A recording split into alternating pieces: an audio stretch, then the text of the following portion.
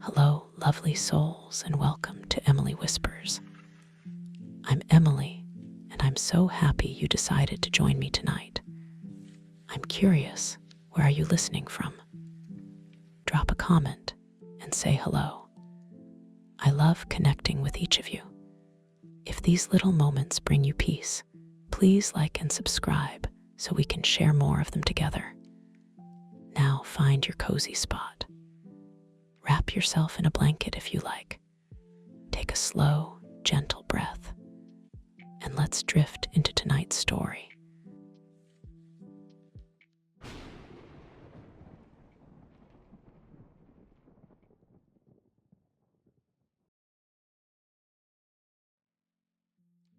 The thing moved like a person, but it wasn't one. I know that now. 3 weeks ago, I was doing my usual night rounds at Westlake University in Ohio, working the maintenance shift, 10 p.m. to 6 a.m. Nothing fancy, just me, my tool belt, and echoing, empty hallways, checking boilers, monitoring the HVAC, dealing with stuck locks. Simple. Until that night. It was around 2 in the morning. I was on the 5th floor of the old science building, walking down the West Hall, when everything went wrong. The silence hit first. This floor usually hums with the old heating system, but now nothing. My footsteps sounded deafening. The emergency lights buzzed faintly. Then I noticed the dust. A fine gray layer coating the floor like it hadn't been cleaned in years. The air tasted dry and chalky. And then I saw it. A small, stooped figure about 50 feet ahead, its back to me. It wore what looked like an old tweed jacket, frayed and grayed with dust. Its head was bald, skin pale and tight like old parchment. "Hey," I called out, trying to stay calm. "This area's closed. You need to leave." It didn't answer. It shuffled toward the double oak doors at the end of the hall, the ones leading to the abandoned physics wing, closed since 1975 after a lab accident. Its movement was wrong, jerky, like it wasn't fully human. I pulled out my phone to call campus security. Dead. Tried again. Nothing. The figure stopped. Slowly, its head turned. Not the body, just the head, twisting far too far, clicking with each movement. I glimpsed its face, no eyes. Just smooth, dusty skin where eyes should be. Its mouth was a perfectly round, dark hole. My legs froze. Training screamed at me to back up. But before I could react, it stepped backward, right through the solid oak doors, and vanished. I ran to the security office. Officer Dale looked up from his crossword puzzle. "Mark, you okay?" I gasped out what happened. He shook his head. "Phone's fine. No calls came through. Cameras. Nothing. Hallways empty. Footage shows me standing there for minutes alone. I kept quiet. Who'd believe me? But the thing kept showing up. 4th floor, then the basement boiler room. Always leaving that gray dust. Always making that grinding, stone-like sound. Researching the school's archives, I found it. The 1975 physics accident. Professor Alastair Finch disappeared during a private experiment. Rumor says the lab was covered in gray dust. All his quantum entanglement research gone. Finch had been short, stooped, always wore a tweed jacket, and walked, oddly. Tonight, after my 2 a.m. round, I'm going to the service elevator behind a supply closet on the 4th floor, the old physics wing's secret entrance. I have to know what's in there. The elevator's small, metal, and dark. The air smells like chalk and burnt sugar. I can hear it moving ahead closer. Grinding sounds. The thing is waiting. If anyone finds this, know this. I'm not crazy. Seal the elevator. Lock down the building if you have to. It's been waiting for 40 years, and I just opened the door.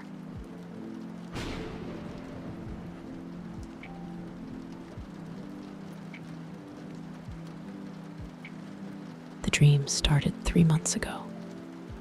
Every night, the same empty beach. Every night, the same hunched figure watching me from the water. And now, I know it has crossed over into reality. My name is Alex Thorne. I'm 34, a novelist from Portland, Oregon. Nothing special about me, nothing that should have drawn its attention. At first, I thought it was just a recurring nightmare. I'd wake at exactly 1:44 in the morning, heart pounding, sheets soaked with sweat. In the dream, I walked along a vast stretch of wet sand. Twilight hung heavy in the sky, no sun, no moon. And there it was, always the same spot, perfectly still. Hunched, wrapped in dark, wet rags, seaweed clinging to its form, its face hidden in shadow, its gaze cold and ancient. I tried everything to stop it. Sleeping pills, meditation, therapy. Dr. Evans told me it was burnout, said to take some time off, maybe go somewhere quiet. That's how I ended up here, in a rental beach house on the Oregon coast, far from Portland. Maya, my friend, had recommended it years ago. I drove 5 hours down deserted highways until I reached this lonely stretch of coast. My plan, a week to write and walk on the beach. The first day was normal. The small frame house sat atop a low dune overlooking the ocean. I read, cooked, watched the tide go out. That night, for the first time in months, I slept, without dreaming. Then I woke, too silent, no gulls, no wind, not even the sound of waves. The power was out. My phone showed 1:44 a.m. That's when I saw it, standing at the edge of the surf, the same hunched figure from my dreams. Taller now, unnaturally stooped, rags hanging in perfect stillness despite the cold breeze. Its head tilted slightly down, aimed directly at the house. I write this now to keep my hands busy, to focus on anything but the fact that it's still out there. Through the glass door, I see its dark silhouette against the twilight sky. It hasn't moved, it's waiting. I try to rationalize. Maybe I'm dreaming. Maybe it's hallucination. But the smell, salt, and decay stronger than ever. I've checked my watch 12 times. 1:44. Hours. Days. Time is meaningless here. I shouted for help, but my voice seemed to die before leaving my mouth. I ran 20 yards down the beach, but the house stayed the same distance away. Always the figure at the water's edge. The flashlight's batteries are dying. My phone is down to 12%. The sweater I brought isn't enough. The cold seems to radiate from it, sucking the warmth from the air. Its rags absorb all light, drip constantly onto the sand, leaving dark patches that never dry.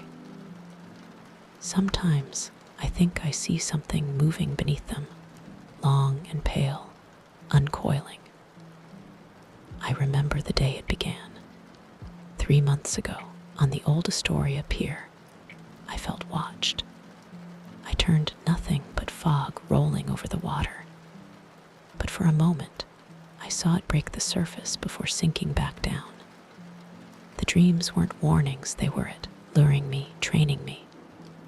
My phone is at 5%, flashlight dead. Twilight thickens unnaturally. The figure is closer, moving slowly, almost imperceptibly. The whispers are louder, not words, but almost. My hands shake as I write. 1%, I have to run. Not in circles this time. Just pick a direction and go until I can't. Maybe that's what it wants. Maybe that's what it's been waiting for. If anyone finds this, tell my family I love them. Tell Meyer I'm sorry. And if you're reading this on a lonely coast, run. Before it appears in your dreams too, something drags across the wooden deck. The glass door bows inward. The whispers grow louder, almost words. Almost.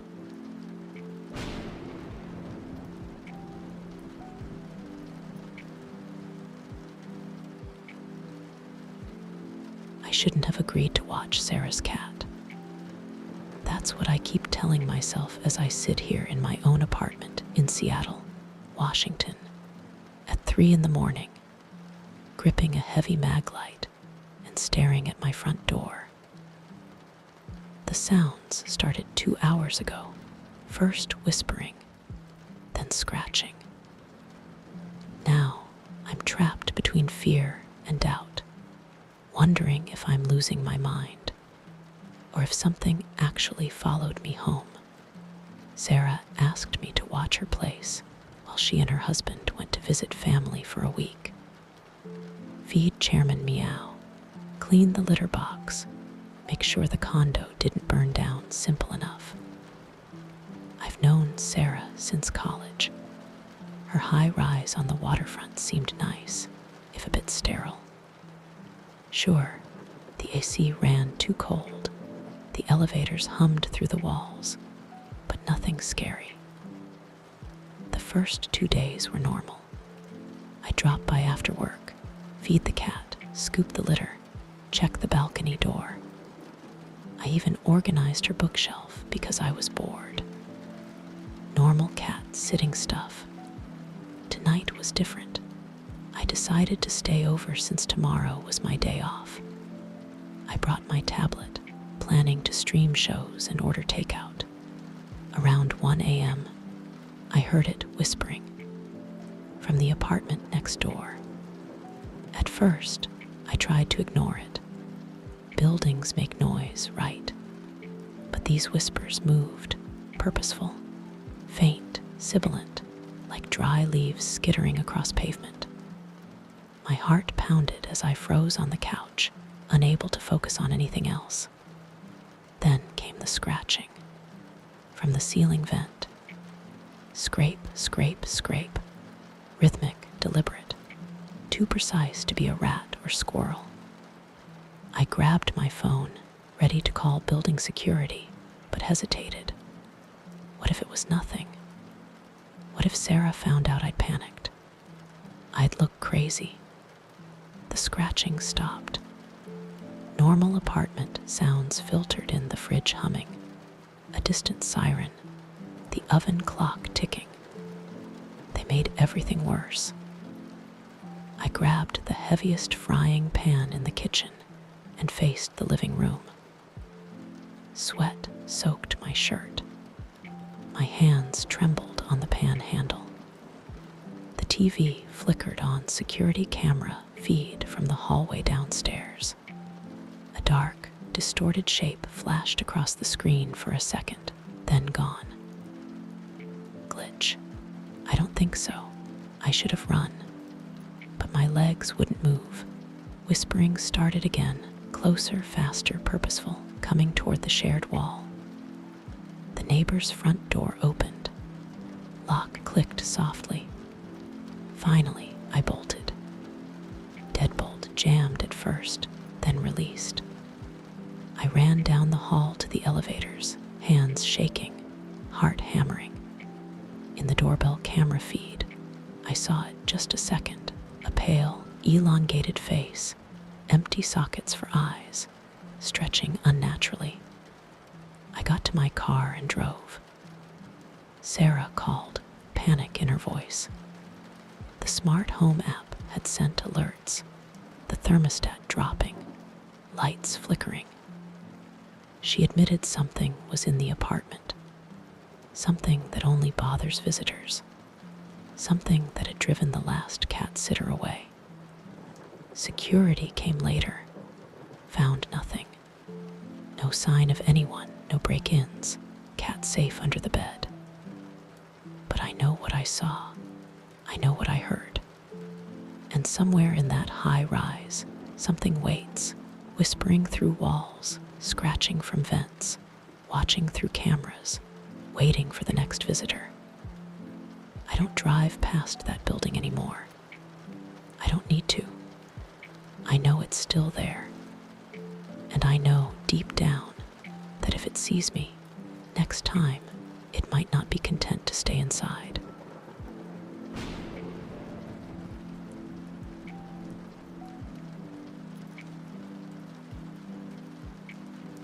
The first time I heard the scratching, I thought it was a mouse.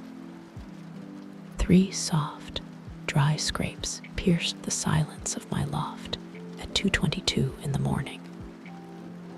I know the exact time because I checked my phone the moment I sat up in bed, my heart hammering against my ribs. The sound came from the far corner of the main room, a space I'd only briefly swept out since moving in 3 weeks ago. I leased this loft in an old Cleveland warehouse because it was cheap. And after landing my first big remote design contract, I needed to save money. The building manager mentioned the previous tenant had left some old furniture behind, including a massive drafting table in the corner. I didn't think much of it at the time. I do all my work digitally, and the thing looked ancient anyway. A scarred wooden top, rust on the metal joints, and a thick layer of industrial grime everywhere. That first night, I lay in bed for 20 minutes after the sound stopped, telling myself it was just the old building settling, or maybe a loose wire scraping in the wall. But the sound had been too specific, too deliberate. When I finally got up the nerve to check, my bare feet silent on the cold concrete floor, the corner was exactly as I'd left it. The drafting table sat under its canvas dust cover, reflecting the weak glow from the streetlights outside. I lifted the cover. A blank, yellowed piece of architectural paper was still tacked to the surface. It was untouched. I didn't sleep well that night, but I convinced myself it was just my imagination. Moving to a new city alone does things to your mind. I spent the next day arranging my workspace, trying to make the vast loft feel more like a home. I barely thought about the drafting table until 2:22 in the morning the next night. This time, it was 5 scrapes, the beginning of what sounded like a deliberate architectural line being drawn. I sat up immediately, fully awake, a cold sweat on my forehead, despite the warm summer air coming through the open windows. The sound was crisp and clear, not the work of a mouse. I grabbed my phone and started recording before getting out of bed. My hands shook as I crept across the dark loft. The scratching stopped the instant my shadow fell across the table. When I shone my phone's light on it, everything was exactly the same as before. The table looked dormant and silent, covered in dust. But now, there was a single, faint gray line on the paper. I played the recording back. Nothing, just the sound of my own breathing and footsteps.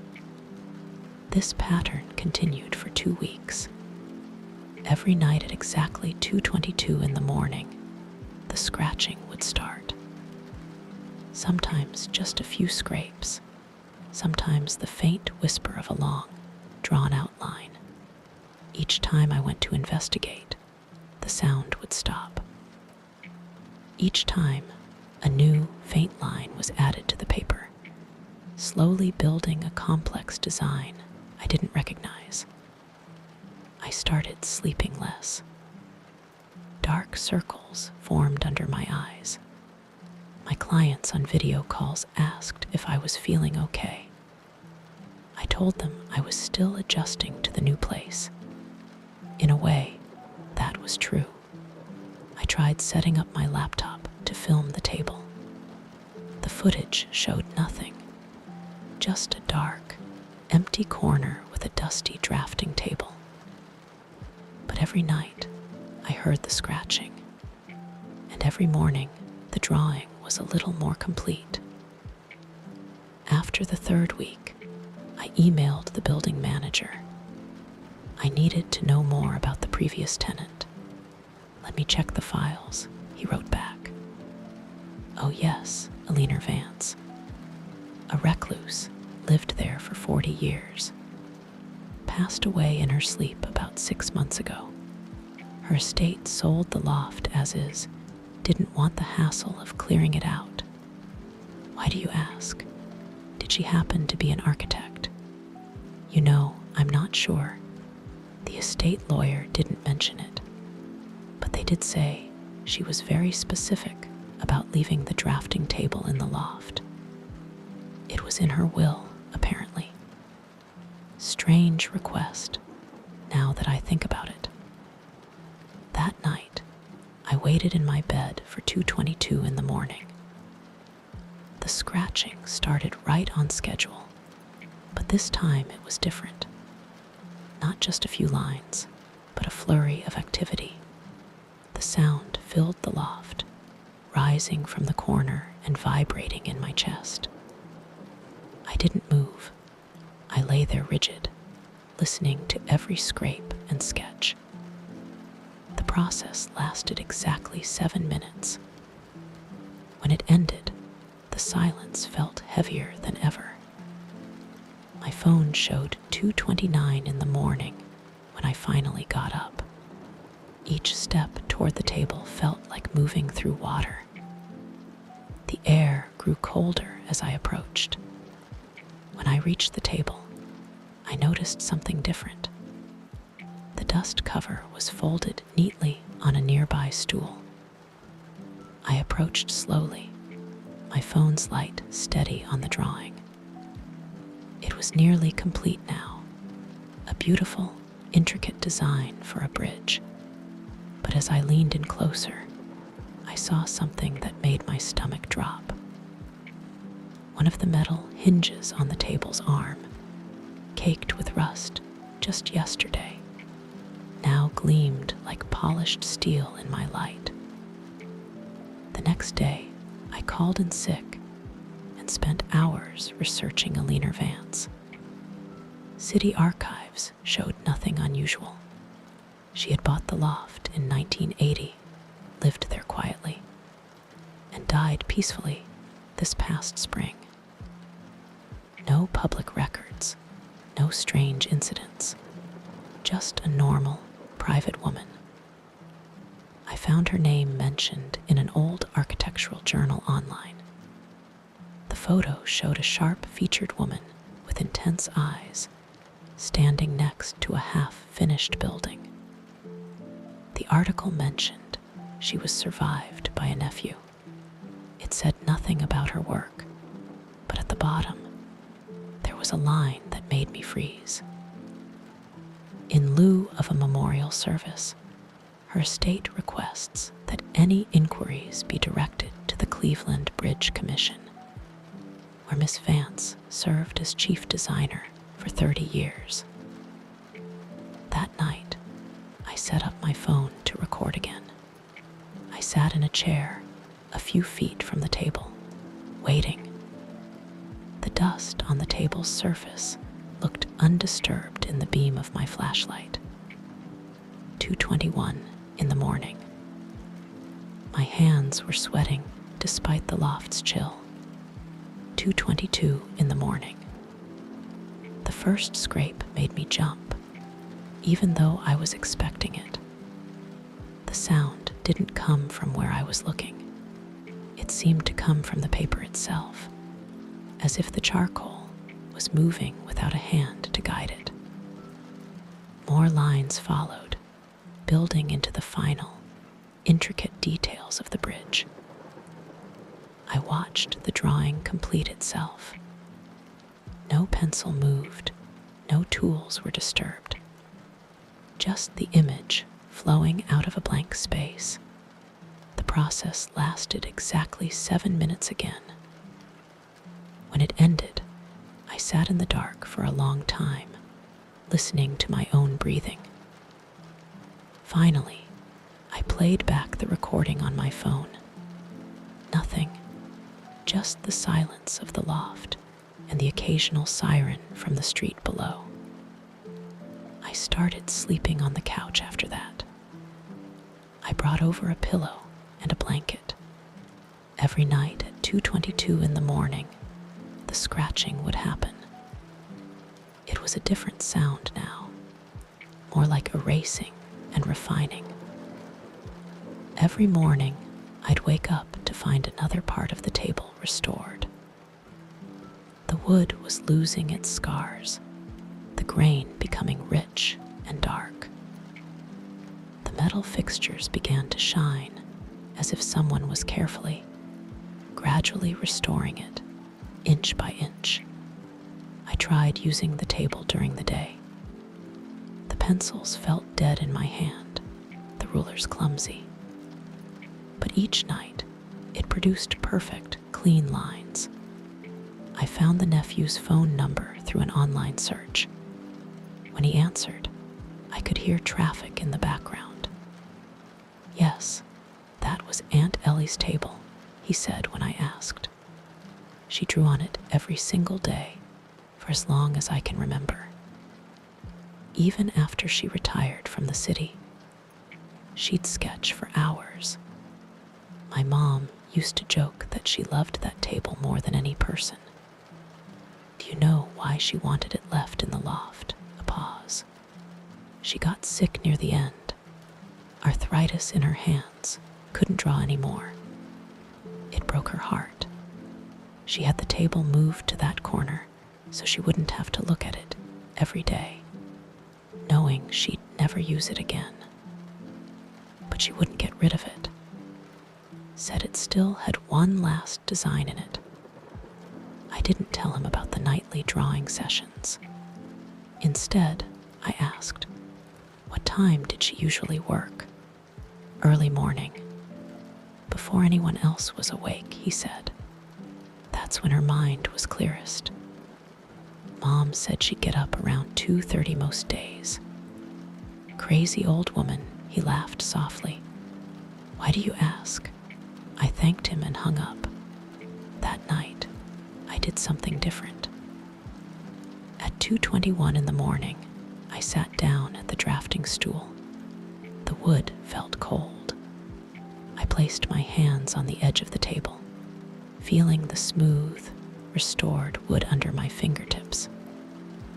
2:22 in the morning. The scratching started, but this time I could feel it through my hands, a faint vibration under my palms. My right hand lifted, not of its own accord. My fingers closed around a piece of charcoal. I wasn't drawing.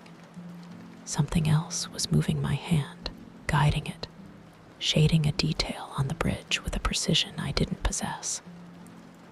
The design flowed through me, using me as its instrument. 7 minutes later, when the final line was drawn, my hand was shaking. I looked down at the table. Where my hands had rested, the wood was completely restored, smooth and perfect. The next night, I sat at the stool again. The same thing happened. My hand moved with the design, and more of the table restored itself. Night after night, the process continued. Each time, I felt less like I was being guided and more like I was learning, remembering something I'd never known. After a month, the table was completely restored. Every inch of wood gleamed, every metal piece shone. During the day, I found I could sketch simple things, real designs instead of clumsy scribbles. Last night, I sat at the stool at 2:21 in the morning as usual. But when 2:22 came, there was only silence. I waited, hand hovering over the paper, but no ghostly force moved my fingers. Instead, I felt an urge, a memory that wasn't mine. And I began to draw.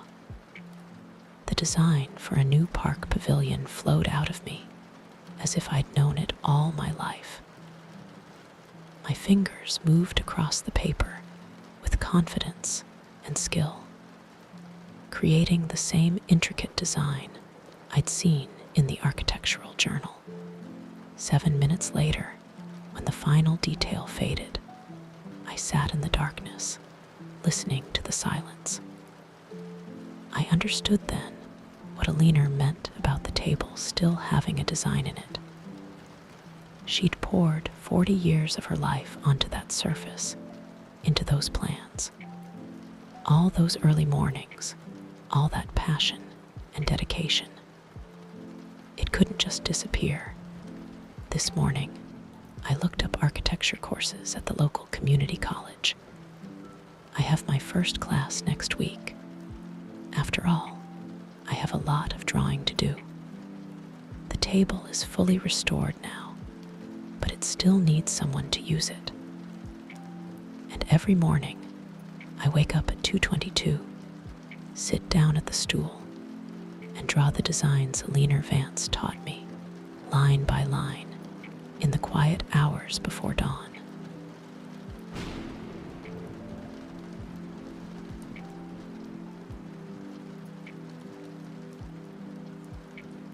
I didn't notice it the first night.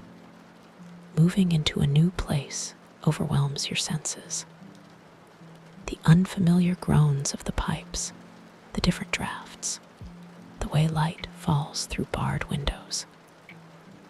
But by the second night, there was no ignoring it. A faint, steady dripping that started under my bed around 2 in the morning, like a leaky faucet you can never find. I had just moved to Boston for school. The apartment was all I could afford on a student's budget. A garden-level unit in an old brownstone that had been chopped up into rentals. The rent was cheap, and I needed cheap. The landlord, Mr. Davies, had barely glanced at my references before handing over the keys. "Just don't bother the upstairs tenants," he'd said, his eyes focused on a spot over my shoulder.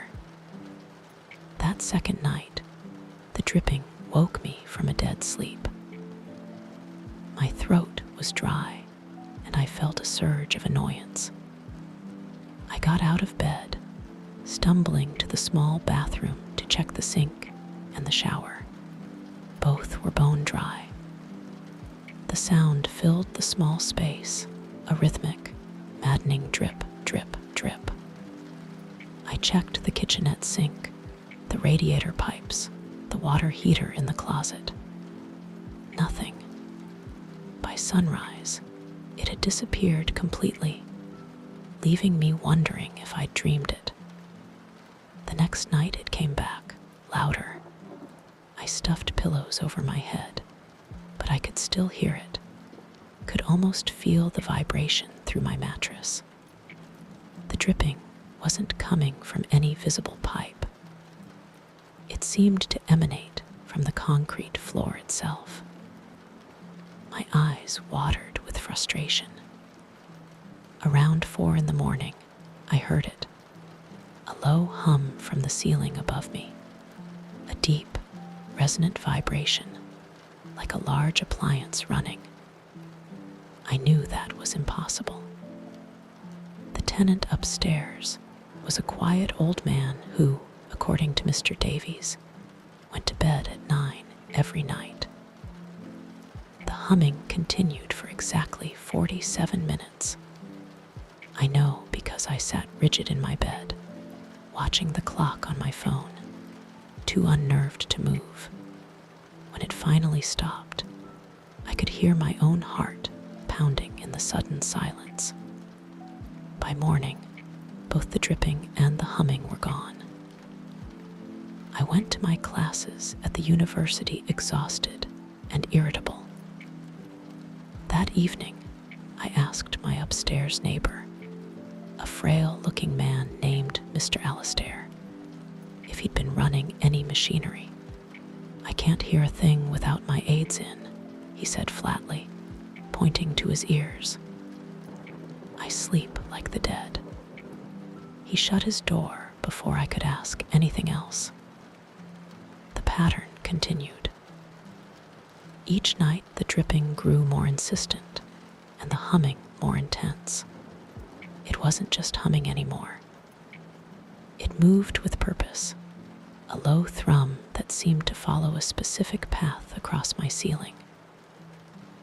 Sometimes it would stop directly above my bed, and I'd lie there, barely breathing, waiting for something to crash through.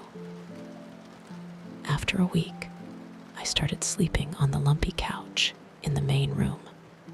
I couldn't avoid my bedroom forever. I needed real sleep. The next night, I forced myself to stay. The dripping came right on schedule, loud enough to make my teeth ache. The humming started at 2:17 in the morning, but this time there was something new. A dragging sound, like heavy furniture being pulled across the floor above. I grabbed my phone and recorded the sound.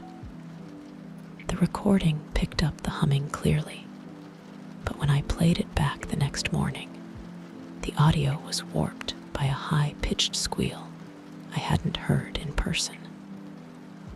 I went to the building superintendent's office. Mr. Davies wasn't there, but his son, a young man who looked permanently bored, was. "The garden unit," he said when I described the sounds. "That's impossible. Mr. Alastair is 90.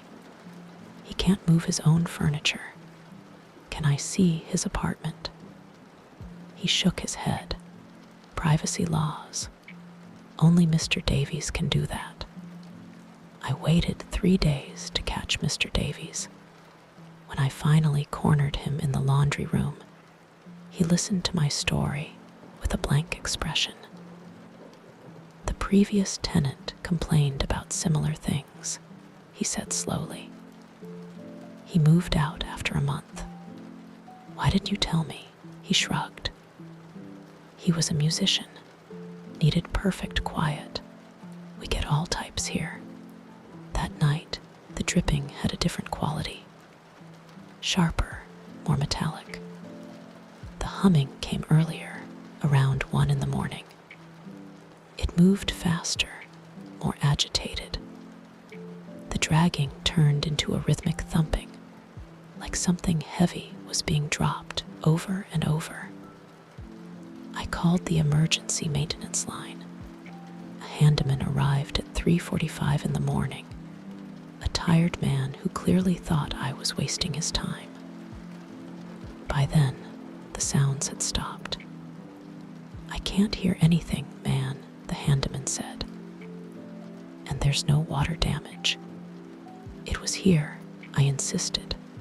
I recorded it. I played him the audio, but now all it captured was static. He He left after telling me to check my smoke detector batteries. I sat on my bed until sunrise, jumping at every groan and settling of the old building. The next day, I went to the city archives and researched the building's history. It was built in 1922. In 1965, it was converted from a single-family home to apartments. There were the usual stories: an elderly resident passing in her sleep, a fire in the 70s. Nothing that explained what was happening. But then, I found an article from 1981 about a reclusive inventor who had disappeared from the house. The police suspected he'd simply left, abandoning his work, but they never found him. His name was Arthur Pike, and he had lived in the basement for 23 years. That night, I waited. The dripping started at 1:45 in the morning. A smell of ozone and rust accompanied it. The humming followed at 2:02 in the morning, directly above my bed. Then the dragging started, but it wasn't on the ceiling anymore. It was coming from inside the walls. I grabbed my flashlight and pressed my ear against the wall. The dragging moved downward, getting louder. Something was in there, moving through the space between the studs. The subbasement. There had to be a sealed-off section. I ran to the deep storage closet. The dragging was inside the closet walls now, moving toward the back. My hands shook as I approached the far wall. It was covered in cheap wood paneling. I pulled at a loose panel. It came away with a screech of old nails. Behind it was a door, boarded over with thick planks. 5 minutes later, I was prying the last board away with a crowbar from my toolkit. The smell hit me like a physical force. Ozone and damp earth. My eyes burned and I gagged, but I forced myself to shine the flashlight inside. A set of steep stone steps led down into darkness. The dragging sound echoed from below. I descended. The space was tight, barely 6 feet high. I had to duck under thick pipes. My flashlight beam cut across decades of grime. There were pathways in the dust, like something had been moving down here recently. The beam caught something in the corner, a pile of old schematics and tools. They were stained dark, and when I got closer, I saw a name etched into a wrench. Pike. The dragging sound came from behind me. I spun around. A figure crouched in the darkness. It was wrapped in what looked like old wiring and copper coils, fused to a frame that was too long, too thin. Its hands ended in rusted metal claws that had grown into its flesh. The head turned toward me, but where the face should have been, there was only a mess of sparking vacuum tubes and dark, greasy metal. I ran. I don't remember climbing the stairs or running out of my apartment. I drove until sunrise, until I was 2 states away. I never went back. I left everything there. My books, my clothes, all of it. I called Mr. Davies once from a burner phone and told him to keep my security deposit.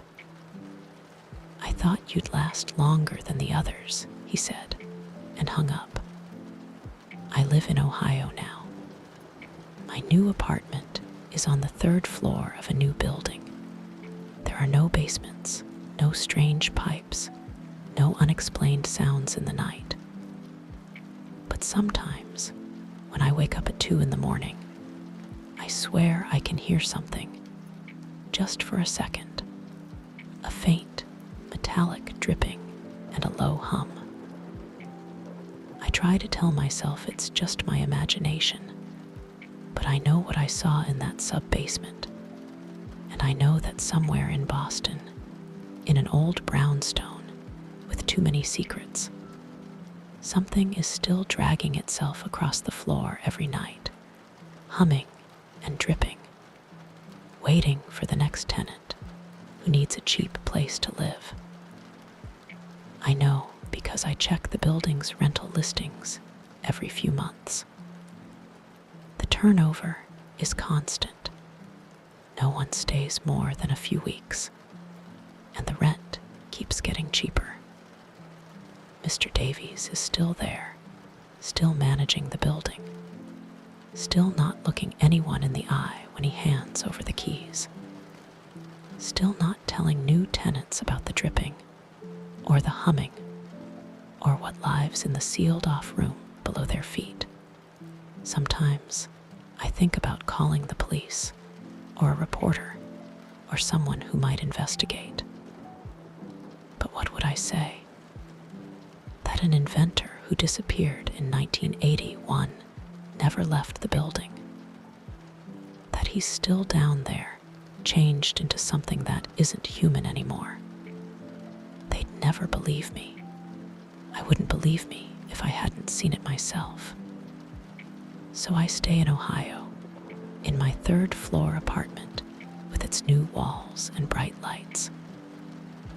I keep my toolbox nearby, just in case. And every night at 2 in the morning, I lie awake and listen, making sure the only humming I hear is from the normal, living appliances around me. But sometimes, in my dreams, I'm back in that sub-basement. The beam of my flashlight catches movement in the corner. Something turns to look at me with a face that isn't a face. And just before I wake up screaming, I hear the dragging of metal claws on the inside of the walls, getting closer and closer, following me even here. I wake up covered in sweat, gasping for air. I check the walls, the ceiling, under the bed. Everything is normal. Everything is fine. But I know the truth. In that old building in Boston, something is still dragging itself through the darkness every night, still humming and dripping, still waiting. And the rent keeps getting cheaper.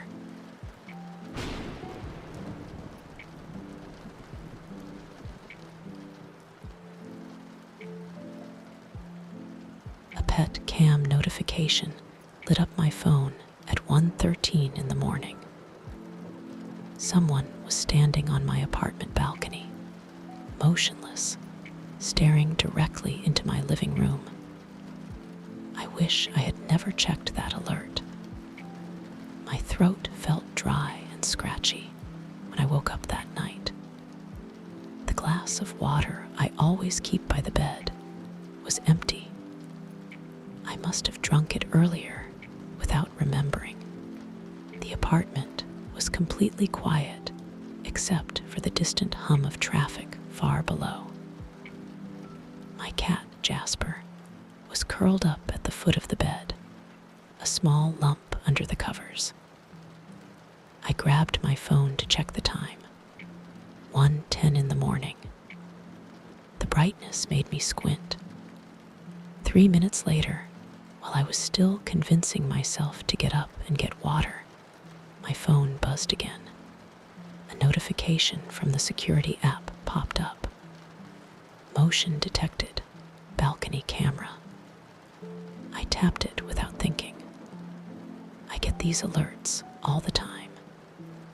Usually a plastic bag blowing past or reflection from a passing car. The app opened to the live feed from the camera mounted in my living room, pointing at the sliding glass door to the balcony. My finger froze. A tall figure stood perfectly still on the balcony, about 2 feet from the glass. I live on the 14th floor, adult height, wearing what looked like a dark, heavy coat. The infrared night vision made everything grainy, ghostly, but I could tell they were facing my living room directly. Just standing, not moving at all. My chest tightened. I sat up, suddenly wide awake. I watched the feed for 30 seconds, waiting for movement or for the figure to vanish. Nothing happened. "Leo," I whispered, trying to make it less real. I called Jasper's name, needing a sign of normal life. He stretched and murmured a soft meow, but stayed asleep. I looked back at the phone. The figure had not moved, standing, staring. My mouth went completely dry. I needed to act. Call the police. But what could I say? Someone is standing on my 14th floor balcony. They would think it was a prank. By the time help arrived, the figure might be gone. I got out of bed. My bare feet pressed against the cold hardwood floor. The apartment felt different at this hour. Familiar shapes looked strange in the darkness. I walked to the bedroom doorway, looking into the living room. City lights cast a pale glow over everything. The balcony looked clear through the glass door. I checked my phone. The figure remained in the feed, in the same spot. I could not see anyone. The balcony was empty. My hand shook. I had to know. I pulled on sweatpants and grabbed the heavy metal ruler I use for my design projects. The cold steel felt reassuring. The bedroom opened into the main living area. I crept out, stepping over the creaky floorboard. The living room was dark, except for the faint blue glow of the router. I approached the sliding glass door and looked outside. Empty. I checked my phone again. The figure was still visible in the feed, standing perfectly still. My heart hammered. I switched on the main light. The balcony glowed, still empty. I gripped the ruler, unlocked the deadbolt quietly, then the handle. The door slid open with a soft hiss. Cool night air brushed my face. Distant sirens rose from the streets below. I stepped onto the balcony, ruler ready. Concrete was cold under my feet. The spot where the figure had appeared in the feed was empty. I walked the railing. Nothing. No footprints, no scuffs, no disturbance. I checked my phone again. The figure appeared where I was standing, but nothing was there. I waved my hand through the air. Nothing. My neck prickled. I turned toward the apartment. The living room light cast my shadow across the balcony. The pet cam blinked its small green light. I walked back inside and looked at the camera. Everything seemed normal. I opened the security app. My stomach dropped. The figure had vanished. I scrolled through recorded footage. It appeared at 1:13 in the morning, standing motionless, and vanished at 1:38. No movement, no walking away. One frame there, the next gone. My hands shook so badly, I almost dropped my phone. I locked every door and window. I did not sleep. I sat on the couch with all the lights on, ruler across my lap, watching the security feed.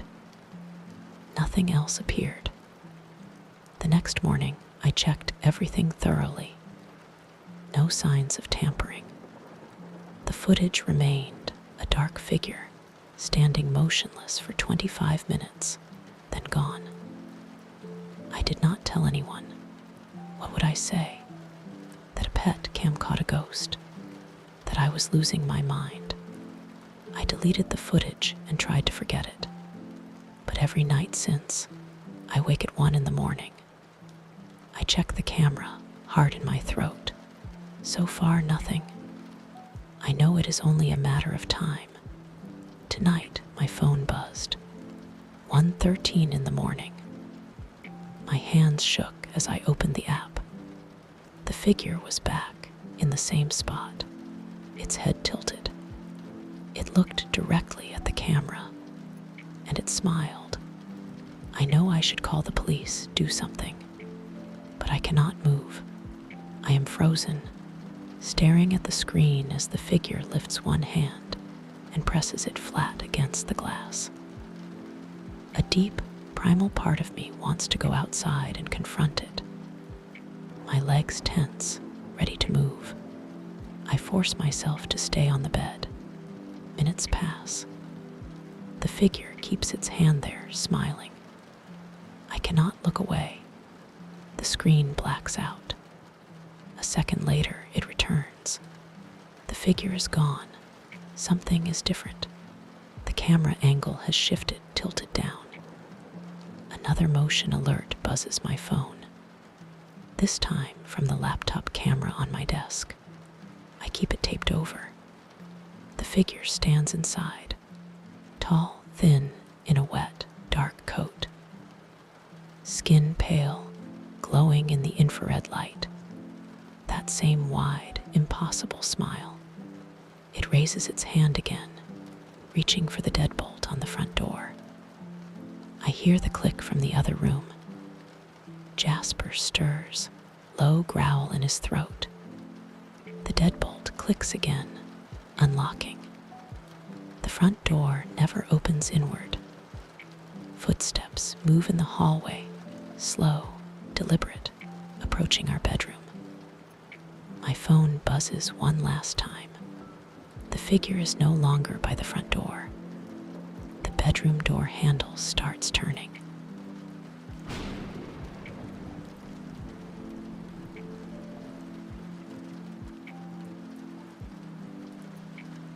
I should have trusted my gut that night. The details are burned into my brain now. December 22nd, 1:32 in the morning, according to the dim green numbers on my car's clock. I was driving back from a late work meeting in Astoria, taking the coastal highway to avoid a rockslide warning on the main route. The fog had been rolling in for the last hour, thick and heavy, swallowing the road ahead. The laundromat appeared like a ghost ship in the mist, a single island of fluorescent light in the darkness. No other cars in sight, just endless walls of dark, dripping pines on both sides of the road. The vending machine inside hummed as I pulled up, its lights casting a sickly glow. I got out, stretched my legs, and went inside. The cold, damp air clung to my clothes. That's when I heard footsteps on the wet asphalt behind me. "Excuse me," a woman's voice said. I turned. She was thin, maybe in her 40s, wearing a pale trench coat soaked through with fog. Something seemed off about her face, but in the harsh overhead lights, I couldn't quite tell what it was. She kept her head slightly down, hands jammed in her pockets. "Any chance you're heading toward Port Blossom?" she asked. Her voice was strangely flat, and her lips didn't seem to move when she spoke. My bus never showed up. My destination was actually Port Blossom, but something in my gut screamed danger. "Sorry," I lied. "I'm going the other way, toward Tillamook." She didn't respond right away, just stood there perfectly still. Then she nodded once and walked away, disappearing into the fog beyond the laundromat's light. The coffee from the machine was bitter and lukewarm. I took a few sips, got back in my car, and locked the doors. My hands were shaking slightly as I turned the key.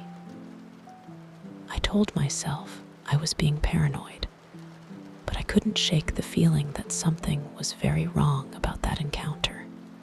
The road stretched empty ahead of me as I drove, the white center line appearing and disappearing hypnotically in my headlights. I was about 15 minutes from the laundromat when I saw something ahead that made my blood run cold. A figure was standing in the middle of my lane. I hit the brakes instinctively, slowing from 60 to about 30 as I got closer. I recognized the pale trench coat. It was impossible. There was no way she could have gotten ahead of me. I hadn't passed any other cars, and even if someone had picked her up, they would have had to pass me to drop her off here. I slowed to a crawl, my heart pounding. She wasn't moving, just standing there, facing my approaching car. I could veer around her, but something made me slow almost to a stop, about 30 feet away. That's when she raised her head and looked directly at me through my windshield. Her face was a pale oval in the fog, her eyes dark and empty. Her mouth stretched into a wide, unnatural smile. It was a perfectly smooth, pink crescent, completely devoid of teeth. My foot slammed the gas pedal before my brain could even process what I was seeing. The engine roared, and my tires spun on the wet asphalt. In my rearview mirror, I saw her turn to track my car's movement, that horrible, toothless smile reflecting my tail lights. I drove way too fast, taking the winding coastal curves at dangerous speeds. My hands were clenched so tight on the steering wheel that my knuckles hurt. Every shadow in the fog made me flinch. I kept checking my mirrors, expecting to see her somehow behind me or in my back seat. After about 5 minutes of blind panic, I forced myself to slow down. I needed to think clearly. I pulled over and grabbed my phone. No signal, typical for this stretch of coast. My hands were shaking so badly I could barely hold it. That's when I heard tapping on my passenger window. She was standing there, right outside my car.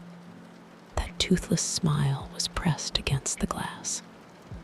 Her mouth opened wider and wider still, like a wound splitting her face. I screamed and floored it again, swerving onto the road. In my mirror, I saw her standing in the spot where my car had been, watching me drive away. The next curve came up too fast. I felt my tires losing their grip on the slick road. The world spun as my car left the highway. There was a horrible sound of screeching metal. The airbag exploded in my face, and everything went black. I woke up to flashing lights and voices. My car was crumpled against a massive fir tree about 20 feet off the road. According to the paramedics, a passing fishing truck had seen my tail lights in the woods and called it in. They said I was lucky, just a mild concussion and some deep bruises. The state trooper asked what had made me drive off the road. I told him about the woman at the laundromat and seeing her on the road later. He took notes and said they'd check it out, but I could tell until he thought I was either drunk or had fallen asleep at the wheel. The next day, I went back to that laundromat with a local deputy. The attendant working the night before said no one matching that description had been there. They checked the security cameras. The footage showed me pulling up, going inside, and driving away. No sign of anyone approaching me or any other people at all. But I know what I saw. Sometimes I still dream about that toothless smile staring in at me through my car window. I don't drive that coastal highway at night anymore. I don't stop at lonely roadside businesses after dark. And I never, ever offer a ride to anyone. Last week, I was in a coffee shop in Port Blossom and saw a missing persons flyer. The photo showed a woman in her mid-40s, last seen 3 months ago, hiking a trail near that highway after her car broke down.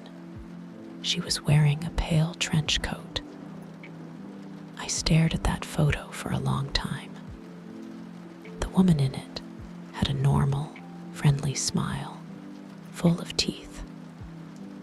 I wonder how many other drivers have seen her standing in the road at night, her mouth now a smooth, pink void.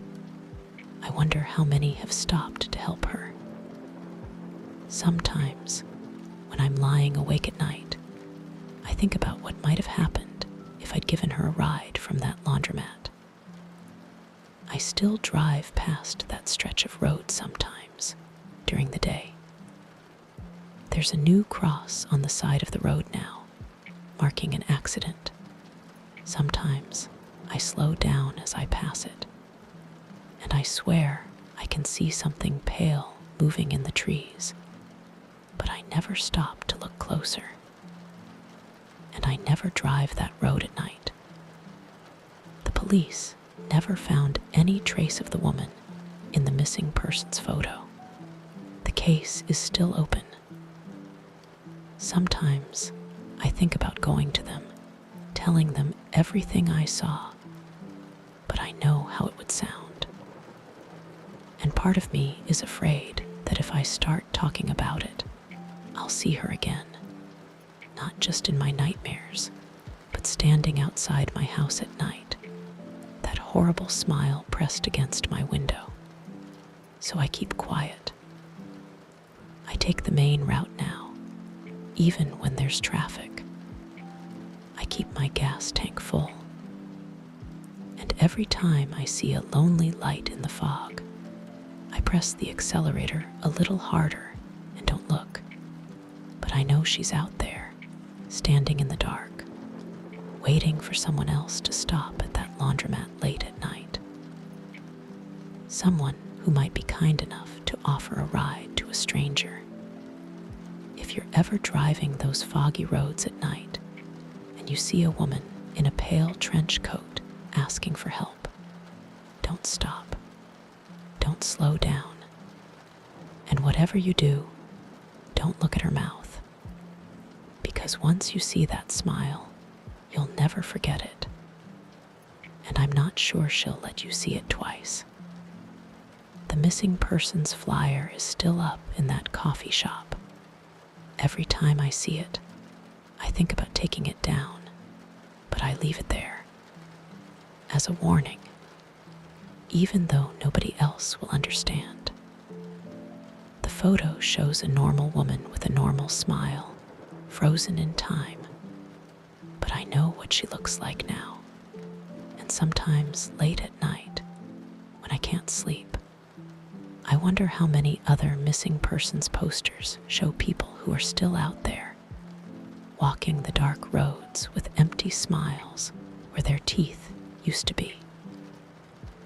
I don't drive at night anymore if I can help it.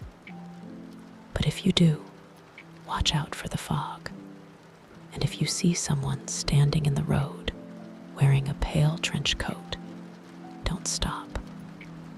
Just drive. Drive as fast as you can, and pray she doesn't appear at your window. Because I'm starting to think that whatever is wearing that pale trench coat now isn't the woman from the missing persons poster anymore, and I don't want to find out what it really is. The police closed their investigation last month, filed it away with all the other unsolved disappearances. But I know she's still out there, standing in the dark, waiting. And that smile is watching, always watching. Thank you for spending this time with me tonight, lovely souls. I hope this story brought you a moment of calm and curiosity. I'd love to know what part of the story stayed with you the most. Drop a comment and share your thoughts. I always love hearing from you. If you enjoyed tonight's journey, don't forget to like and subscribe so we can continue exploring these quiet moments together. Now, take one last deep, gentle breath. Get cozy and let the calm of the night carry you softly until we meet again.